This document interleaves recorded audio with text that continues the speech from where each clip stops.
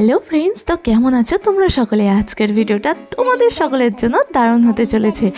এই ডিশটা যদি তুমি একবার বাড়িতে বানিয়ে থাকো তাহলে বাইরের এর টেস্টটা ভুলেই যাবে, এত সুন্দর হয়েছিল।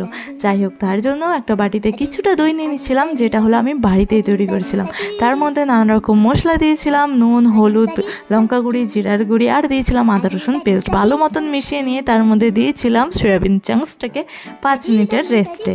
সয়াবিনগুলোকে 200 ডিগ্রি সেলসিয়াসে এয়ার ফ্রায়ারের মাধ্যমে 5 মিনিটের জন্য ফ্রাই করে নিয়েছিলাম। তারপরে পিৎজা বেসের মধ্যে দিয়েছিলাম হিরো ইনগ্রেডিয়েন্টস, যেটা হলো চাইনিজ কিংয়ের শেজওয়ান চাটনিটা। একবার দিয়ে দেখো, এত সুন্দর হয়েছিল খেতে। তারপরে তোমাদের পছন্দের টপিংসগুলো দিয়ে উপর থেকে চিজ দিয়ে দেবে, মানে চিজের বারিশ হয়ে যাবে। বাড়িতে বানানো এই চিজটা এত সুন্দর মেল্ট হবে বুঝতেই পারিনি। যাই হোক, অনেকবার চিজ বানানোর চেষ্টা করেছিলাম, বাট তখন সফল হতে পারিনি। আজকে খুব খুশি হচ্ছে। উপর থেকে দিয়ে দিয়েছিলাম অরিগ্যানো, চিলি ফ্লেক্স, আর দেখো আমার পিৎজা কাটার। কি ফানি তাই না? দারুণ হয়েছিল, তোমরা একবার ট্রাই